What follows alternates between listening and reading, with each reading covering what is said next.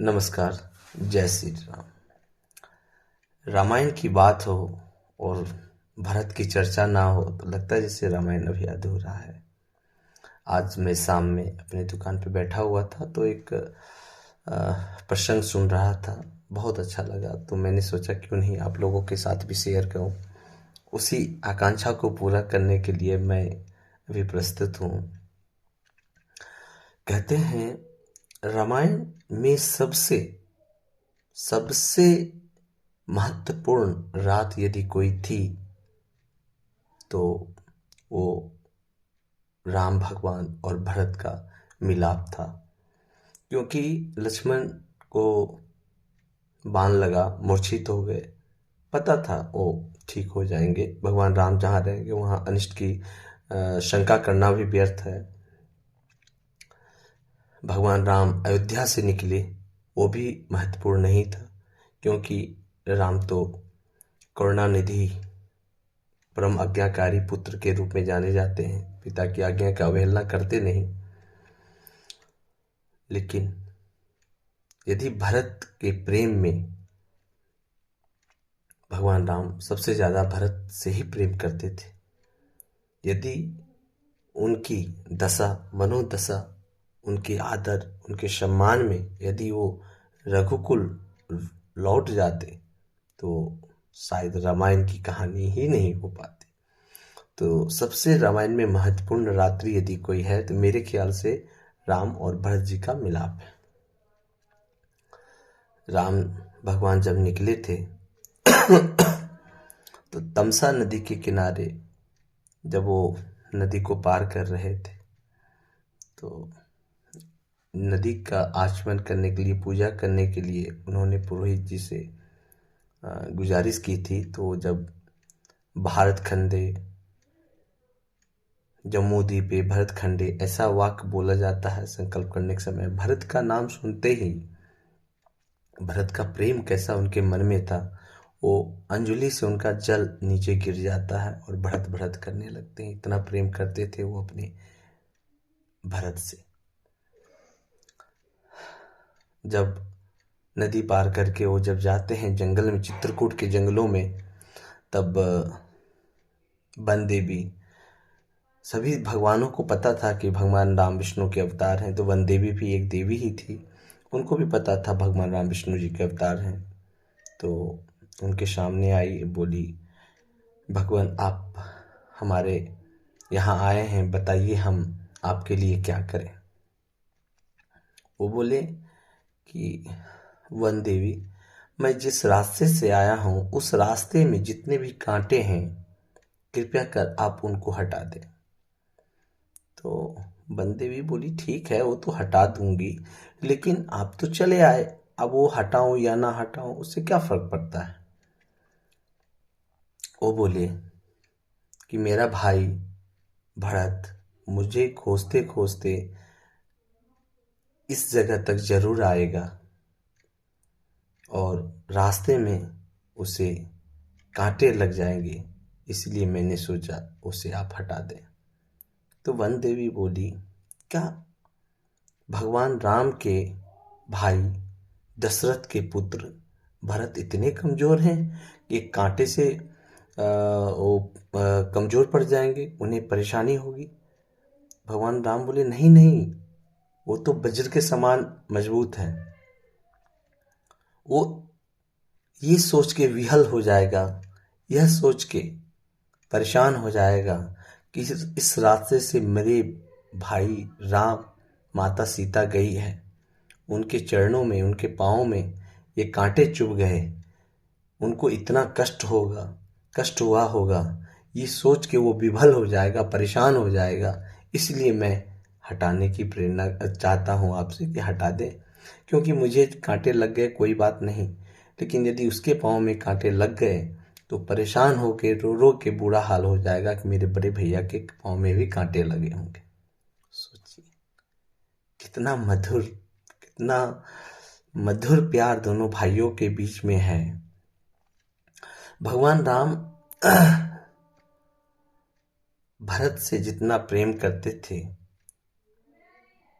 और आज भी हमारे समाज में हमारे भरत सम भरत तुम मम प्रिय भरत सम भाई, तुम मुझे भरत के जैसे प्रिय भाई हो, ऐसा दोहा बोला जाता है। तो भरत और राम का प्रेम तो अद्वितीय है, उसकी तुलना किसी से नहीं की जा सकती। भरत जब आते हैं तो कहते हैं कि भरत दुनिया में सिंगल ऐसा व्यक्ति है जो उन्होंने कोई गलत काम नहीं किया, कोई उनका कुछ ऐसी गलती का वो प्रायश्चित करते हैं जिसमें उस गलती का उनका कोई थोड़ा भी अंश मात्रा भी उसमें पार्टिसिपेट नहीं करते, फिर भी वो प्रायश्चित करते हैं। वो समझते हैं कि मेरी माँ कैकेयी ने भगवान राम को वनवास दिया, मेरी माता कैकेयी की वजह से मेरे पिताश्री गुजर गए। आपको जान के आश्चर्य होगा, जिस टाइम माता कैकेयी से वरदान मांग रही, सॉरी वरदान कैकेयी माता जब दशरथ जी से वरदान मांग रही थी, उस टाइम भरत जी अपने ननिहाल में थे और दशरथ जी के देहांत के बाद उनको सिर्फ ये मैसेज गया कि आप जल्दी आ जाओ, आपसे जरूरी काम है। उनको ये नहीं बताया गया कि आपके पिताजी का देहावसान हो गया है। तो जब वो आ रहे थे तो उनके अयोध्या के बाहर एक नंदी ग्राम है, उस नंदी ग्राम में उनके पुरखों की मूर्तियां लगी हुई थी। तो जब वो वहां उतर के अपने पुरखों की पूजा कर रहे थे तो पूजा करते करते अंतिम में वो अपने पिता की मूर्ति को भी देखे, उनके हाथ से पूजा की ताली छूट गई और पुरोहित के पास पूछे तो बोले हाँ, आपके पिताजी का देहांत हो चुका है।